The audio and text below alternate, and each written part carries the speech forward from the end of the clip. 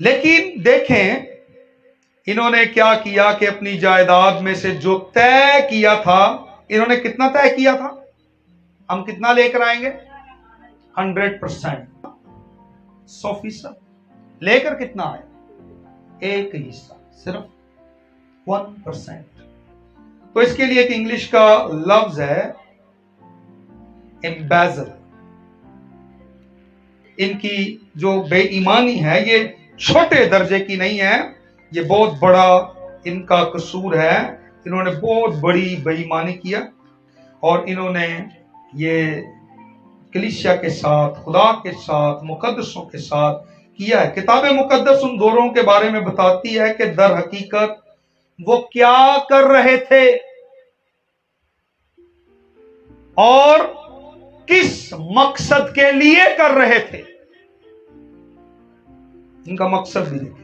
अक्सर इसके बारे में मैं सोचता हूं कि हम किस तरह की जिंदगी गुजार रहे हैं। बाज़ दफा हम दूसरों के ईमान की बात करते हैं लेकिन खुद ईमान में जिंदगी नहीं गुजारते। हम इब्राहिम के ईमान की मिसाल देते हैं, किसी ईमानदार मुकद्दस के हम ईमान की बात करते हैं और अपना ईमान हमारा जीरो होता है, अपना कोई ईमान नहीं, हमारा बिलीव नहीं। ये पैगाम गुनाह को संजीदगी से लेने के बारे में है।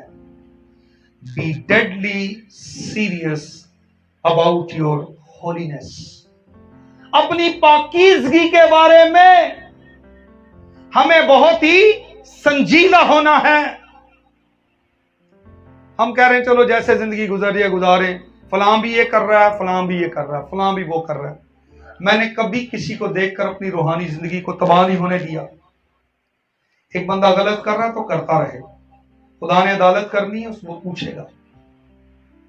मैं गलत हो जाऊंगा तो मुझे भी पूछेगा, मैं सही रहूंगा तो शाबाश मुझे मिलेगी, उसको नहीं मिलेगी। बाज़ दफा हम गलत को देख के जल्दी गलत होते हैं, अच्छे को देख के कभी अच्छे नहीं होते। हमें अच्छाई और बुराई खुदा ने सामने रखी है, किसको अपनाना है, अच्छाई को या बुराई को। लेकिन हम बुराई को जल्दी गले लगाते हैं, अच्छाई से नफरत रखते हैं। किताब मुकद्दस इस ताकतवर लफ्ज को बड़ी खामोशी से बयान करती है। टेक दिस सीरियसली, हमें इसको इंतहाई संजीदगी से लेना है। चर्च के पास कलाम है, कलाम की ये रोशनी लोग आपके अंदर देखना चाहते हैं। चोरी बेईमानी छोड़ दीजिए, ये दुनिया के लोग करते हैं। ये ईमानदारों का सेवा नहीं है, ये ईमानदारों की ब्यूटी नहीं है, ये उनके फेथ की डेकोरेशन नहीं है। हमें अपना खूबसूरत ईमान दिखाना है और हमें खुदा के कलाम में से ये बात देखनी है कि जो कुछ आप कहते हैं वो करें। अगर जो कुछ आप कहते हैं और वो करते नहीं हैं तो इसके लिए इंग्लिश का एक लफ्ज है हिपोक्राइट। क्या लफ्ज है जी, हिपोक्राइट, जिसके मायने हैं मुनाफिक। हिपोक्राइट ये लफ्ज इस्तेमाल हुआ उस शख्स के लिए जो कहता कुछ है और करता कुछ है। तो हम वो करें जो हम कहते हैं, वो ना करें जो हमने नहीं कहा, क्योंकि अगर हम ऐसा करेंगे तो ये हमारी तब्दीली का बायस होगा। हमारा कहना और करना ये दुनिया की तब्दीली का बायस बन सकता है। हमारा लाइफस्टाइल, ईमानदारों का लाइफस्टाइल डिफरेंट होना चाहिए। आप अपने आप को लोगों की तरह मत बनाए, मुनाफिक मत बने। आपका रवैया अकॉर्डिंग टू बाइबल होगा, मुकद्दसों की जिंदगी के मुताबिक होगा, तो आप बथेरे लोगों की तब्दीली का बायस बन सकते हैं। हमें दुनिया के लोगों जैसा मिजाज नहीं रखना, ना उनको फॉलो करना है। हमारा लाइफस्टाइल खुदा के मुताबिक होना चाहिए, क्योंकि खुदा हमारे लाइफस्टाइल के बारे में संजीदा है। वो हमारे लाइफस्टाइल को बड़ी संजीदगी से लेता है। हम कैसे जिंदगी गुजार रहे हैं दुनिया के अंदर। हमें हननिया और सफीरा को देखकर बेईमानी नहीं करनी उनकी तरह, क्योंकि हननिया सफीरा ने बेईमानी करने की कोशिश की थी और फिर देखें उनके साथ क्या हुआ। पतरस कह रहा है 3री आयत में, ऐ हननिया, क्यों शैतान ने तेरे दिल में ये बात डाल दी कि तू खुदा के रूह से झूठ बोले। पतरस उससे कह रहा था कि तूने उस पैसे को अपने पास क्यों रखा और अब उसको कहां पर इस्तेमाल करना चाहता है। बाइबल में साफ लिखा है कि 10वां हिस्सा या जो भी आप कमिटमेंट करते हैं, जो भी आपने खुदा को कह दिया है, वो किसका है। अब जो खुदा का है वो आपका नहीं है, वो आपके लिए नहीं है, उसको अपने लिए मत इस्तेमाल करें। अब वो यही कह रहा पतरस के, वो तूने क्यों अपने पास रखा, अब तू उसे कहां इस्तेमाल करना चाहता है। तूने अपने दिल में ऐसा मंसूबा क्यों बनाया और ये बात तेरे दिल में क्यों आई। 4 बातें मैंने आपको बताई। पहली उसने कहा ये तेरे पास क्यों रखा। नंबर 2 उसको कहां इस्तेमाल करना चाहता है। नंबर 3 तूने अपने दिल में ऐसा मंसूबा क्यों बांधा। और नंबर 4 ये बात तेरे दिल में।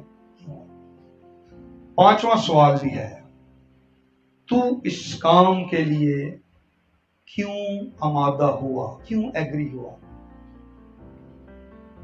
एक बात के अंदर देखें कितने सारे सवाल हैं। क्यों शैतान ने तेरे दिल में ये बात डाली। वो एग्री हो गया, वो उसके साथ मुत्फिक हो गया, आमादा हो गया पैसा खाने के लिए। तुझे ये जमीन, पतरस कह रहा है कि तुझे ये जमीन जो तूने बेची है, प्रॉपर्टी, ये कलीसिया में से किसी ने नहीं दी थी तुझे, कि तुझे किसी को बताना पड़ेगा, कोई तुझसे पूछेगा, ये तेरी ही थी। क्या जब तक तेरे पास थी तेरी ना थी। लिखा ना कलाम में, उसको किसी ने भी नहीं दी। और अब जब उसने वो बेची है, कोई इससे पैसा नहीं मांग रहा, कोई डिमांड नहीं कर रहा, ननिया मुझे 10,000 बीच में से दे दे, मुझे 1 लाख दे दे, मुझे 50,000 दे दे, कोई भी नहीं मांग रहा।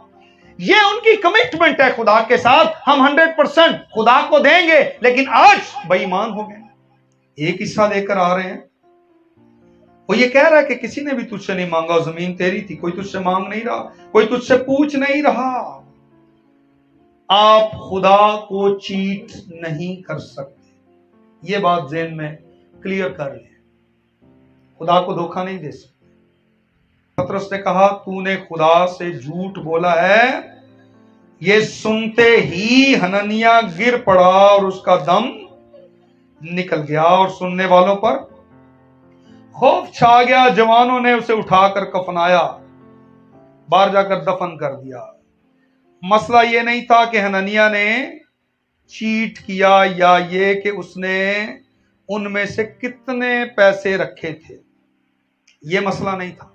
मसला यह था कि अब वो खुदा के रूह से क्या बोल रहा है, झूठ बोल रहा है। खुदा हमारे अंदर ऐसा रवैया, ऐसा एटीट्यूड, ऐसा एक्शन देखना चाहता है कि जब आपके पास रुपया पैसा आए तो पहले खुदा को दो। किसको देना पहले? जो कुछ आपके पास पीछे रह गया है, खुदा उसको मल्टीप्लाई करता है। खुदा को दें और बाइश बरकत बने, खुदा को दें और बाबरकत बने। जो खुदा को नहीं देते वो बाबरकत नहीं है, वो बाइश बरकत नहीं है। बाइबल ने 3 कैटेगरीज बना दी हैं मलाकी के सहीफा में। जो देता है पूरी दायकी देता है, वो मुबारक है, वो है ब्लेस्ड। जो आधी दायकी देता वो ठग है, चीटर है। और जो बिल्कुल नहीं देता वो लानती है। पतरस कह रहा था कि तेरे दिल ने ये इंतखाब कर लिया है कि तू रूहुल कुद्स से झूठ बोले। उन्हें हुण गल ही फड़ ली है, मैं हुण झूठ ही बोलना। क्या हो गया? कईयां जिन्ना मर्जी कलाम सुना लो, जिन्नी मर्जी गल्लां कर लो, देखो चांस मिल रहा है उसको, लेकिन उसने अवेल नहीं किया। उथे ही तौबा कर लेता, वहीं पर वो मान लेता अपनी गलती को, वहीं अपना कसूर मान लेता। पैसे उन्हें रखे सन, ले आके दे देता, खुदा के साथ कमिटमेंट किया। पर उन्हें क्या ना जान जाती है तो जाए, पैसा ना जाए। मर गया तो पैसा किसके अकीता में कोई इस्तेमाल आया होता किसी काम। सोचते ही नहीं लोग, सोचते ही नहीं है लोग, करते अपनी मनमानियां और ताल्लुकात खराब कर लेते हैं, नुकसान उठाते हैं। उनका ताल्लुक किसके साथ खराब हो गया था? अब खुदा ने क्या किया? फौरन उससे उसकी जान छीन ली। खुदा के साथ अपने रिलेशन खराब मत करें पैसे के पीछे। कई लोग कहते हैं पैसा रहे, खुदा हमारी जिंदगी में बेशक ना रहे। इन्होंने ताल्लुक खुदा के साथ खराब किया और खुदा ने फौरन उसकी जिंदगी उससे छीन ली है। और अभी हमने पढ़ा था रोमियो 6:23 में, गुनाह की मजदूरी, बाज़ औक़ात हम आजमाइश में खेल खेलना शुरू कर देते हैं, खुदा के साथ खेल खेलना शुरू कर देते हैं, कहते हैं ये कोई गुनाह नहीं, it's not a big deal. लेकिन खुदा आज कलीसिया को याद दिला रहा है, this is a big deal, ये बहुत बड़ा गुनाह है, ये मत बड़ा खेल खेलें, इससे निकल आए बाहर, ये खतरनाक है, इसके साथ मत खेलें। दूसरे गुनाहों की तरह ये भी गुनाह है। मेरी पाकीज़गी मेरी अव्वल तरजीह होनी चाहिए। अव्वल दर्जा हमारी किस चीज को मिलना चाहिए? पाकीज़गी। अगर हम अपनी पाकीज़गी को अव्वल दर्जा नहीं देते हैं तो फिर नापाकी में जिंदगी गुजारते हैं। कलीसिया खुदावंद यीशु मसीह की पाकीज़गी है। कलीसिया किसकी पाकीज़गी है? कलीसिया को पाक होना चाहिए और खुदा इसके बारे में संजीदा है। वो चाहता है कलीसिया पाक बने, इसलिए बार बार खुदा कलीसिया से कलाम करता है। इंतहाई संजीदा है खुदा, और वो चाहता है कि हननिया और सफीरा को भी चाहिए था कि उनकी जिंदगी से खुदा के नाम को जलाल मिलता। खुदा हननिया सफीरा से भी क्या चाहता था? कि खुदा को जलाल मिले, लेकिन हननिया और सफीरा ने खुदा को जलाल नहीं दिया। याद रखें, हमें हर वक्त पुरजोश रहना है, क्योंकि यीशु ही हमारी शोहरत है। इस कहानी में बरनबास को शोहरत मिली, लेकिन हननिया और सफीरा को शोहरत नहीं मिली, क्योंकि उन्होंने अपनी पाकीज़गी को खो दिया। हो सकता है कि ये लोग जब इन्होंने कमिटमेंट की है, जगह बेची, कोई चेक पकड़ के लहराते हो, हम ये चर्च को देने लगे, ये हम चर्च को दे रहे हैं। बाद में क्या हुआ है? कुछ पैसा इन्होंने रख लिया। यशवा 24:19 आयत को देखें। खुदा के साथ खेलने वाले लोग सुन लें इस बात को। खुदा कोई बच्चा नहीं है, या खुदा कोई ऐसी हस्ती नहीं है कि जब चाहें हम उसको डिग्रेड कर दें, जब चाहें जिस तरह का मर्जी एटीट्यूड रवैया कर लें, हमारा बिहेवियर जैसा मर्जी हो। Be careful. यशवा ने लोगों से कहा, तुम खुदावन की परस्तिश नहीं कर सकते, क्योंकि वो पाक खुदा है, वो गयूर खुदा है, वो तुम्हारी खताएं और गुनाह नहीं बख्शेगा। बी केयरफुल, मत इस किस्म की मिस्टेक्स गुनाह करें, वो नहीं छोड़ेगा, वो नहीं बख्शेगा। खुदा अपने जलाल, अपनी इज्जत, अपनी हशमत के बारे में इंतहाई संजीदा है। याद रखिएगा, इंतहाई संजीदा है। मेरा ईमान है कि पतरस हननिया की बीवी सफीरा को एक मौका दे रहा था कि वो ठीक हो जाए। 3 घंटे के बाद सफीरा इस सारे माजरे से बेखबर आई अंदर। एक चांस खुदा दे रहा है सफीरा को। पूछा, क्या जमीन इतने को बिकी है? और देखें क्या हुआ यहां पर। उसने कहा, हां इतने ही को। पतरस ने उससे कहा, तुमने क्यों खुदामंद के रूह को आजमाने के लिए एक का किया? देख, तेरे शोहर के दफन करने वाले बाहर तुझे भी ले जाएंगे। वो भी उसके कदमों में गिर पड़ी, दम निकल गया। जवानों ने अंदर आकर मुर्दा पाया, बाहर ले जाकर शोहर के साथ दफन कर दिया। सेकंड चांस, इस औरत को चांस मिला है कि ये अपनी गलती सुधार ले। मर्द ने, इसके शोहर ने तो गलती की, मर गया, अब ये बच जाए। लेकिन इस औरत ने इस चांस को गवा दिया। वो खुदा की मोहब्बत और मेहरबानी को ना समझ सकी, इसलिए उसने उस अपॉर्चुनिटी को, इस मौके को खो दिया। खुदा चांस देता बंदे को, लेकिन इसने इस मौके से फायदा नहीं उठाया। बाज लोग खुदा की मोहब्बत को बाज दफा कुछ भी नहीं समझते। देखें, सफीरा एक खूबसूरत औरत थी। मैंने ये बताया ना, इसके नाम के क्या मायने हैं? खूबसूरत। लेकिन सुनिए, औरत की खूबसूरती बाहर से या जाहिरी नहीं होती, बल्कि औरत की खूबसूरती अंदरूनी और बातनी होती है। क्या ये औरत वाकई खूबसूरत थी? देखें इस औरत की खूबसूरती। अब उसे फौरी इंतखाब करना है, फैसला करना है। मैं आपसे पूछना चाहता हूं, जरा गौर कीजिए, यहां पर बहुत सी औरतें बैठी हैं।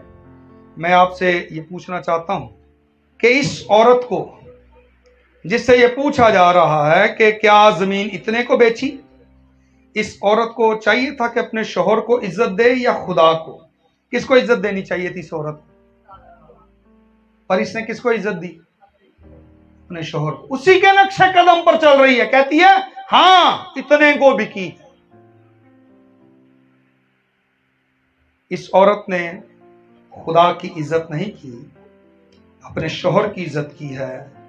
उसने अपने शोहर को इज्जत दी, उसने तय कर लिया और कह रही है हां इतने को बिकी, और वो भी फौरन गिरी और उसका दम निकल गया। आज ये पैगाम कलीसिया में लोग सुनते हैं, औरतें सुनती हैं, जो शादीशुदा हैं वो सुन रही हैं, वो भी सुनती हैं जिनकी शादियां होने वाली हैं। कभी भी ऐसे मामले में जो खुदा को देना है, बीवी कभी अपने शोहर की इज्जत ना करे। इस मामले में खुदा की करे। पहला दर्जा किसका है? वो दिया हमें कोई फायदा नहीं। लोगों को यही नहीं आज तक पता कि चर्च में ही दिया तो फायदामंद है। वो औरत महंगा इत्र लाकर यीशु पर उसने उड़ेल दिया। यहूदा इस्करियोती क्या कह रहा है? इसने क्या कर दिया है? जाया कर दिया है। इसने क्या किया है? अरे जो चीज यीशु पर उड़ेल दी गई वो जाया नहीं हुई। अगर वो इत्र वो औरत कहीं और उड़ेल देती, वो वेस्ट था, वो जाया था। अरे जो इधर उधर आपका लग गया वो वेस्ट हो गया। जो आपने खुदा को दिया वो आपने जाया नहीं किया, बल्कि आपने उससे और भी ज्यादा आपके पास आया है। आपका ऐसा दिल, ऐसा एक्शन जो इस औरत का था, मौत का सबब बन सकता है।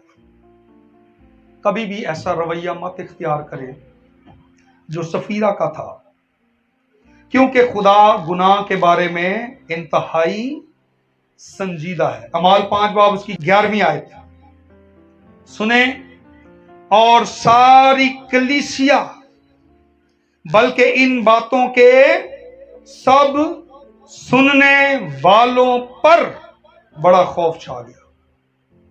यह खौफ सिर्फ कलीसिया पर ही तारी नहीं हुआ, यह खौफ हर उस शख्स पर, चाहे वो कलीसिया का है या कलीसिया से बाहर है। लिखा है सब सुनने वालों पर यह खौफ तारी हो गया। हमें चाहिए कि हम इस बात को अंडरस्टैंड करें, क्योंकि खुदा इंतहाई संजीदा है। God is deadly serious. इंतहाई संजीदा है, इस बात में कोई कंप्रोमाइज नहीं करता, क्योंकि वो हमें बरकत देना चाहता है। अपने मुंह से निकाली हुई बातों को पूरा कीजिए। जो आप कहते हैं, जो आप करते हैं, उस पर कायम रहें, मुतवातर उसको करते रहें। कभी भी अपने हाथ को मत रोकें, कभी भी अपना ईमानदार होना, इसको कभी भी बेईमानों के साथ गलत मत ना करें कि आप भी उन्हीं की तरह झूठ बोलें। ईमानदार बने, मुकद्दसों की तरह अच्छी एक लाइफ गुजारें और जो कुछ खुदा का है खामोशी से दें, कभी कमी नहीं आएगी आपको। रियली ये खुदा के कलाम में से सच्चा वादा, मैं यकीन दिलाता हूं कि खुदा सच्चा है, खुदा झूठ नहीं बोलता और ना ही झूठ उसको पसंद है। वो इंतहाई संजीदा है। झूठ बोलते हैं तो नापाक होते हैं, कुछ भी ऐसा एक्शन करते हैं नापाक होते हैं। खुदा कलीसिया को पाक देखना चाहता है। खुदा चाहता है कलीसिया पाक बने और पाक बनकर खुदा उनसे बरकतों को हासिल करे। आए सरों को झुकाएंगे, आंखें बंद करें, सारा ऑनर सारा जलाल जिंदा खुदा को देंगे। हालेलुया।